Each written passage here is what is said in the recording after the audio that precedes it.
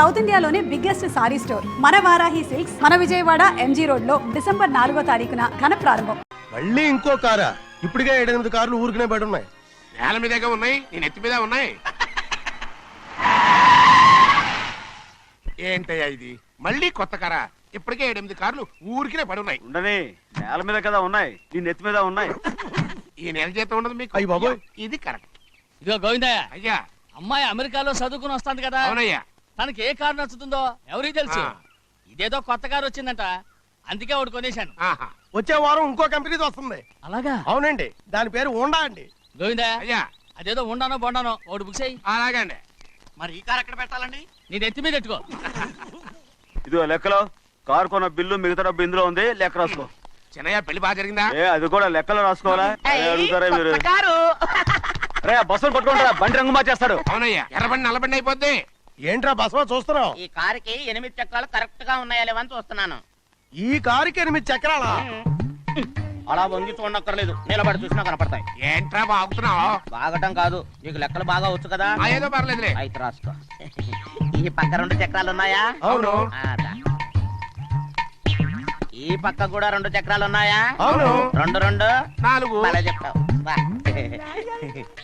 ఈ పక్క కూడా 2 చక్రాలు ఉన్నాయా? ఉన్నాయి. 4 2 నీ ప్రకారం 6. బాగానే చెప్పావు. దా. ఈ పక్క కూడా 2 చక్రాలు ఉన్నాయా? అవును. 6 2 8. సరిపోయిందా? ఇంకా ఉన్నాయిరా. రేయ్, అందుకేరా నువ్వు నీ జీవితంలో తెలియగలవాడిని నిరూపించుకోలేవు. అయ్యగారు నీ ఉద్యోగం పర్మనెంట్ చెయ్యరు. నీ జీవితాంతం నువ్వు టెంపరవరీయే.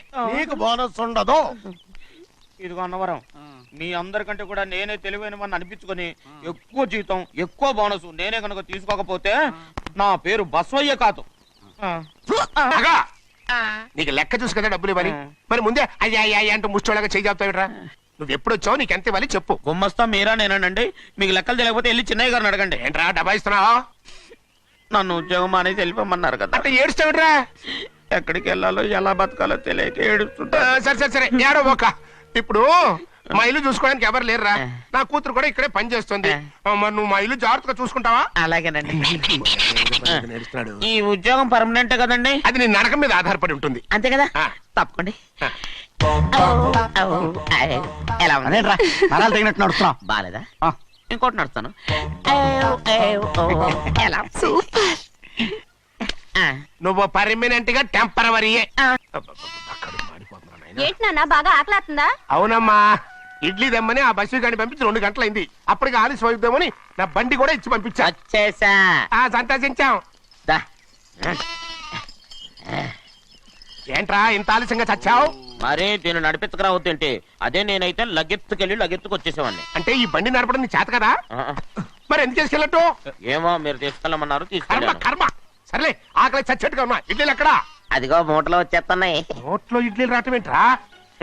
ఒరే, ఈయన నంబర్లే గానీ మూట దింపి ఇప్పి చూపించండి. అట్టగానండి. ఇన్ని ఇడ్లీలు తెచ్చావిడ్రా? మరి 494 రూపాయలకు ఆ మాత్రం ఇడ్లీలు రావేంటి? 494 రూపాయలకి ఇడ్లీలా? మరి అదే చెప్పడం ఏమో చెప్పేస్తారు, ఆ తర్వాత మర్చిపోతారు.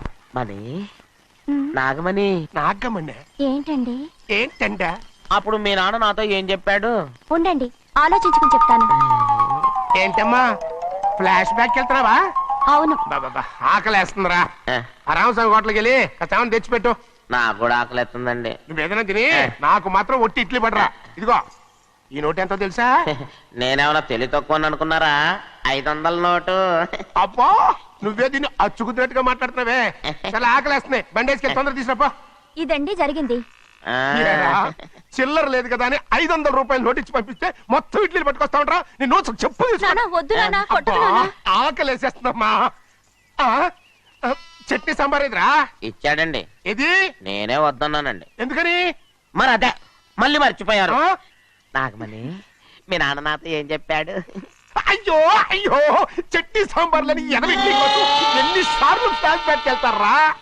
ఏదైనా తిని నాకు మాత్రం ఉట్టి ఇడ్లీ పడరా. ఇదిగో ఆయనకు అర్థమయ్యట్టు మళ్ళీ చెప్పు. నాకు మాత్రం ఒట్టి ఇడ్లీ పడరా. అయ్యో, నువ్వు నా కంటి ముందు చెప్పా. ఆయనతో పాటు నేను బయటకు వెళ్ళిపోతాను. ఎందుకంటే ఆయన్ని నేను మీ దిక్కుమాల ప్రేమ కథ వినే ఓపిక ఎవ్వరికి లేదమ్మా. అయినా నువ్వు అనేది ఏముందిలే, అతను లేకుండా నేను బతకలేను అంటావు అంతే కదా? అవునా? అయితే ఒక కండిషన్ రా. ఏంటి? నువ్వు చాలా తెలియగలవాడవని ఈ ప్రపంచానికి, నీ ముఖానికి ప్రపంచం దాకా ఎందుకు గాని ఈ ఊళ్ళో నిరూపించుకో. నా కూతురు నీకు ఇచ్చి పెళ్లి చేస్తా. వాకే వెరీ వీచి. అయితే నువ్వు ఇంటి బయటికి వెళ్ళరా. బయటకెళ్ళా. కన్న తండ్రి మీద సత్యం చెప్పి నన్ను జైలుకి పంపిస్తా ఉంటారా?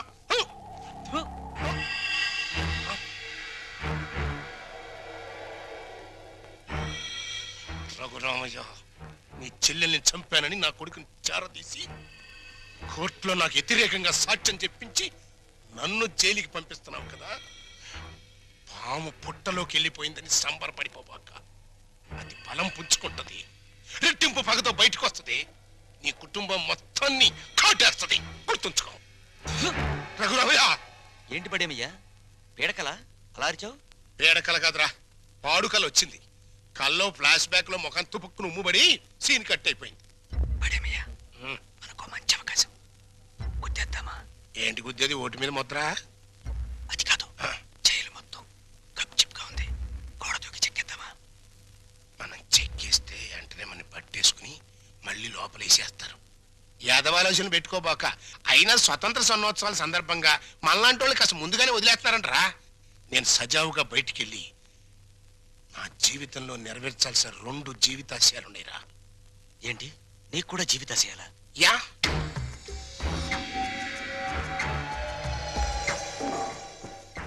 ఒకటి నా బామ్మడిది ఒక దేవుడు,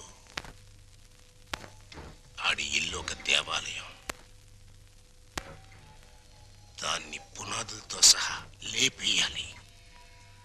2, నా కూతురు ఒక చిన్నారి దేవత, దానికి ఒక స్వర్ణాలయం కట్టించాలి. జై హింద్ జైలర్ గారు, బాగున్నారా? బాగున్నారా అని నువ్వు అడిగే పద్ధతి ఏం బాగోలేదయ్యా. ఇంకా పోలేదా అనే సౌండ్ వస్తుంది. అన్నన్నన్నన్నన్నన్న, అంత మాట అనకండి. అసలు మీరంటే నాకు ఎంత ఇది ఎంత అది. మీకు విషయం చెప్పనా? మహాత్మా గాంధీ గారి విగ్రహం కనపడ్డప్పుడు జైలు కొడతాను, మళ్ళీ మీరు కనపడ్డప్పుడే జైలు కొడతానంటే. మూడోడు అడిగినా కొట్టను, అదే ప్రిన్సిపల్. చాలా సంతోషమయ్యా.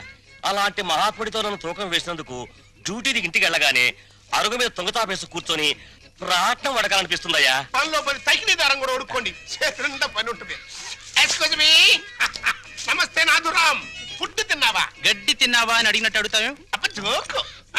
ఏంటోనయ్యా, చిన్నప్పుడు పేపర్లో గాడ్సే గాడి ఫోటో చూసినప్పుడు నమస్తే కొట్టాను, మళ్ళీ నిన్ను చూస్తే నమస్తే కొట్టాను. కానీ ఆడికంటే నువ్వు 3 టైమ్స్ గొప్పడివయ్యా. ఆడొక్క మహాత్మా గాంధీనే చంపాడు, కానీ నువ్వు మీ అమ్మని నాన్నని అన్నయ్యని ఒక్క బలిగా లేపించావు. ఏంటోనయ్యా, అసలు మన దేశంలో గాంధీ అని పేరు పెట్టుకుంటే చాలు చంపేస్తున్నారు. మహాత్మా గాంధీని చంపారా, ఇందిరా గాంధీని చంపారా, రాజీవ్ గాంధీని చంపారా? కానీ వాళ్ళని ఏరే చోట్ల ఏరే రకాలుగా చంపారు. మరి నువ్వు at a time at a spot లో ఒకటే ఒక గన్నుతో టపక్కన పేల్చావు, లటక్కమని ఎగిరిపోయారు. మరి నేను ఉన్నాను ఎందుకు? ఓను వైఫ్ను మర్డర్ చేసి పసిపిల్లలాగా దొరికిపోయాను. కానీ ఇందులో ఒక అన్యాయం ఉందయా. 3 మర్డర్లు చేసినోడికి నీకు ఒకటే శిక్ష, లింగునోడికి మట్టు సింగిల్ మర్డర్ చేసినోడు నాకు ఒకటే శిక్ష. రేయ్. అదేంట్రా? ఇప్పుడు నాకు అర్థమైందిరా, నువ్వు వేస్తున్నది ముత్యాల ముగ్గని. ఇక మీదట ఎప్పుడైనా ఎక్కడైనా ఎవరినైనా పొగిడావో నీ నాలుక కట్. నాలుగు కట్ అనేసావా? ఇక నీకు ఫుడ్ కట్. నీ జన్మలో ఫుడ్ తినలేరు రే.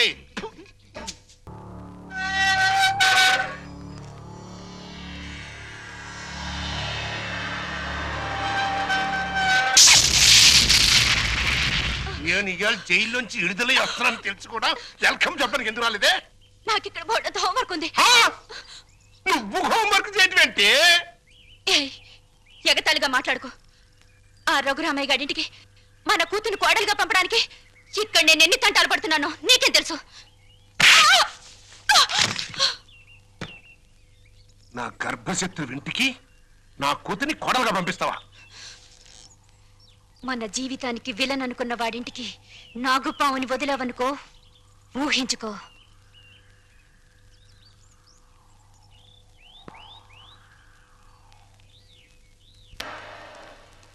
నాన్నగారు, తమ్ముడు చదువుతున్న కాలేజీ ప్రిన్సిపాల్ గారు మీకు ఈ లెటర్ పంపించారు. ప్రిన్సిపాల్ ఆ. చదువు.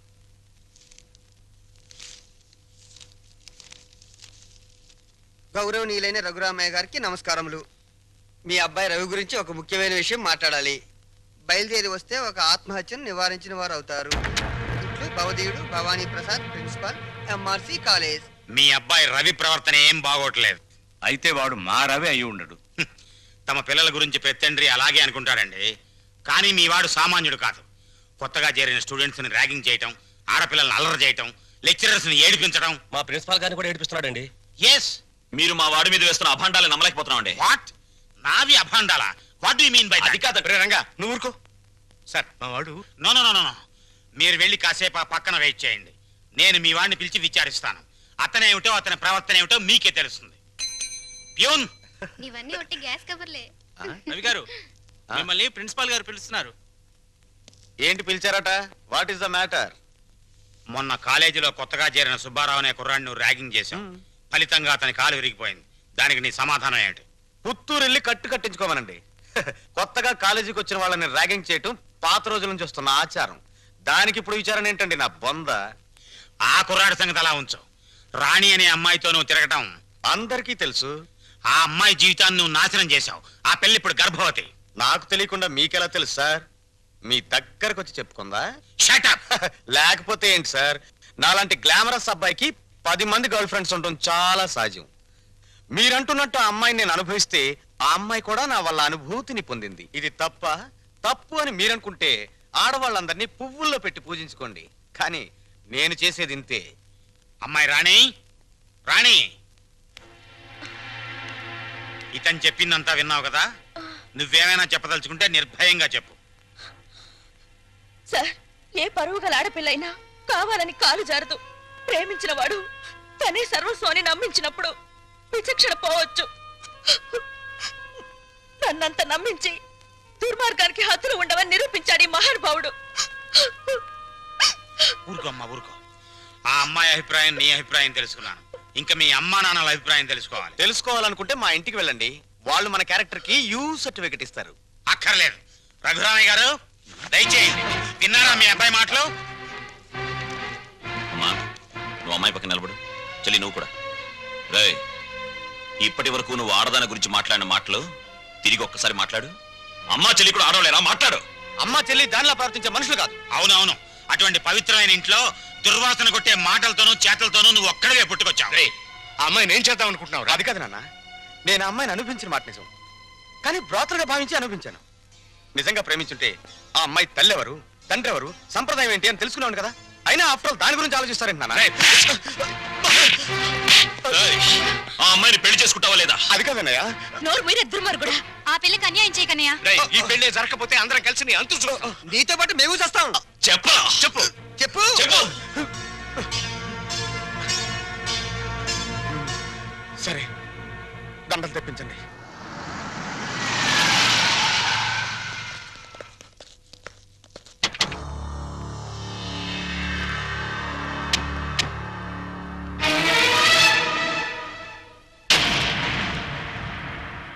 బావా,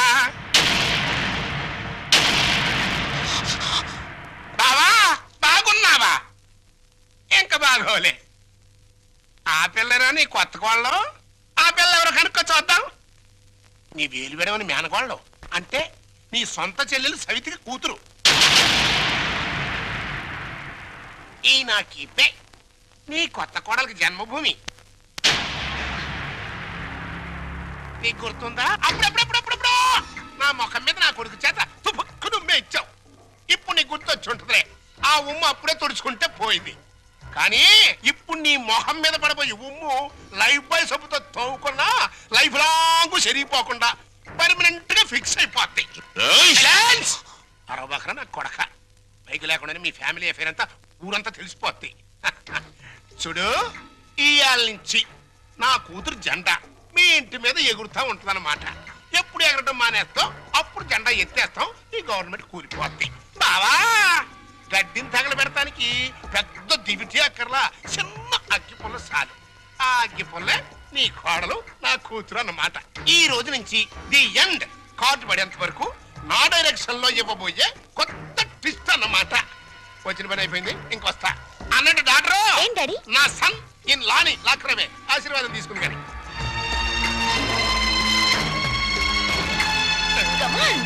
రారా. ఎర్రన సన్నిల్ల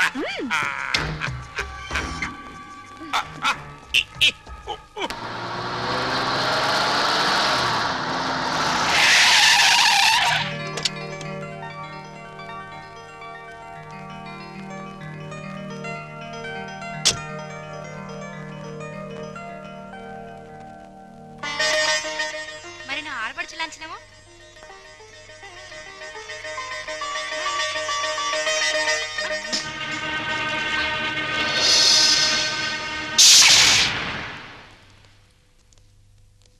కుడికాలు లోపల పెట్టిరమ్మా.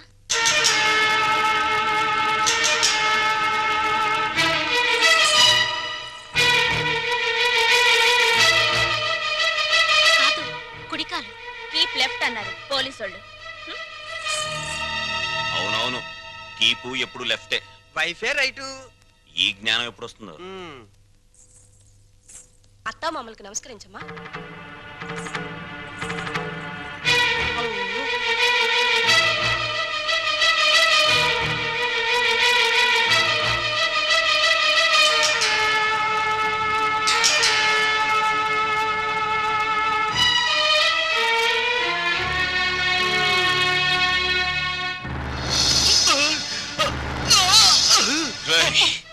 నీకు ఈ ఇంట్లో ఎవరు అన్యాయం చేశారని మా అందరికి ఇంత ద్రోహం చేశావురా?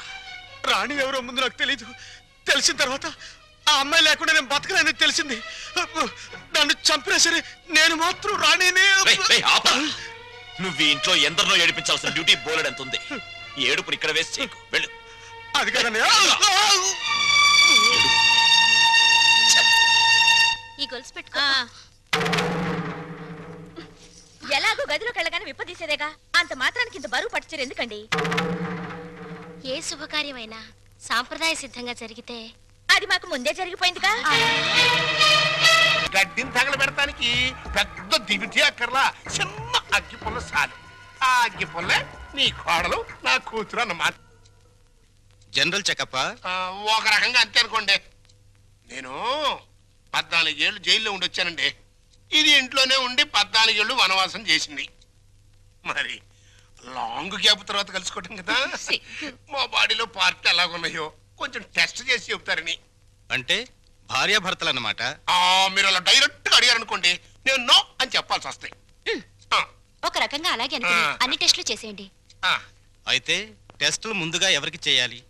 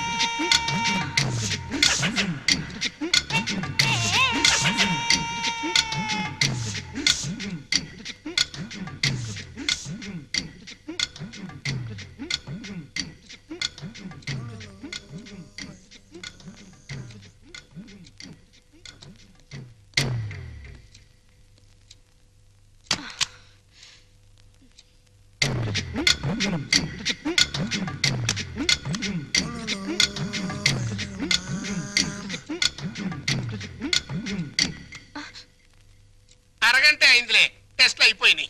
రిపోర్టు రేపు సాయంకాలం 6 గంటలకు ఇస్తాడంట. పద. అయితే ఆయన పరిస్థితి? మీరు షాక్ కావద్దు. ఆయన 2 కిడ్నీలు దెబ్బతిన్నాయి. అమ్మా డాక్టర్, నాకు సాయం చేయాలి. ఏంటది? కిడ్నీలు దెబ్బతింది ఆయనకని చెప్పద్దు, నాకని చెప్పండి. ఏంటి, మీ అమ్మకి నా కిడ్నీ దానం చెయ్యాలా? మీ కంటికి నేనేమన్నా కిడ్నీ బ్యాంకులో కనిపెట్టినానా? చూడు తల్లి, కష్టపడి ఎన్నాళ్ళు దానికి పెట్టాల్సినవన్నీ పెట్టేశాను. తెగదిని నేషనల్ హైవే మీద మైల్ రాయిలాగా ఫిక్స్ అయిపోయింది. ఇంకా నో మోర్ పెట్టటాలో. మరి ఇప్పుడు నా బతికేలాగా? ఆ సింపుల్. బతికిన నాళ్ళు ముప్పొద్దుల కోడి పొలావు తింటాం, గంట కొట్టంగానే 7 గంటల సవారీ ఎక్కి వెళ్ళిపోవటం. ఇదిగా నీ బెడ్ మీద ఒట్టేసి చెప్తున్నానే, నీ దినకార్యాలు మాత్రం ఈ జిల్లాలో ఎవ్వరికి జరగనంత రిచ్గా జరిపిస్తాను. అలాగా? ఆయా. అంతే రిచిగా దినకార్యం జరగబోయేది నీకు, డిన్నర్ ఏర్పాట్లు చేసేది నేను. అసలు విషయం చెప్తున్నాను, నీ 2 కిడ్నీలే పాడైపోయాయి. ఈ టైంలో ఎలాంటి కుళ్ళు జోకులు వేస్తుంటే డాక్టర్ గారు. జోక్ కాదు, నిజమే. మీ 2 కిడ్నీలే పూర్తిగా పాడైపోయాయి. నీకు కిడ్నీ ట్రబుల్ అనగానే మా అందరినీ కిడ్నీలు అడుగుతావని తెలిసే నీ నోటి వెంట పాచి మాటలు వచ్చేటట్టు మా అమ్మ ట్రిక్ ప్లే చేసింది. సై నువ్వు నా కూతురువే, అలా మాట్లాడటం ధర్మం కాదు. ఆ ధర్మం కాదా? మా అమ్మని ఎప్పుడైనా కట్టుకున్న భార్యలో చూసావా? ఉంపుడు గత్తగానే చూసావు. అమ్మ అంటే నిజం, నాన్నంటే నమ్మకం. నేను మా అమ్మకే పుట్టానన్న నమ్మకం ఉంది కానీ నీకే పుట్టానన్న నమ్మకం మాత్రం లేదు. అందుచేత మాలో ఎవరెవరు నీకు కిడ్నీలు ఇవ్వడం అనేది కల.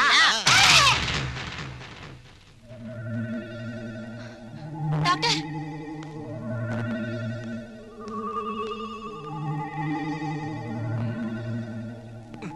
ఏమైంది డాక్టర్? ఇది తీవ్రమైన మెంటల్ షాక్.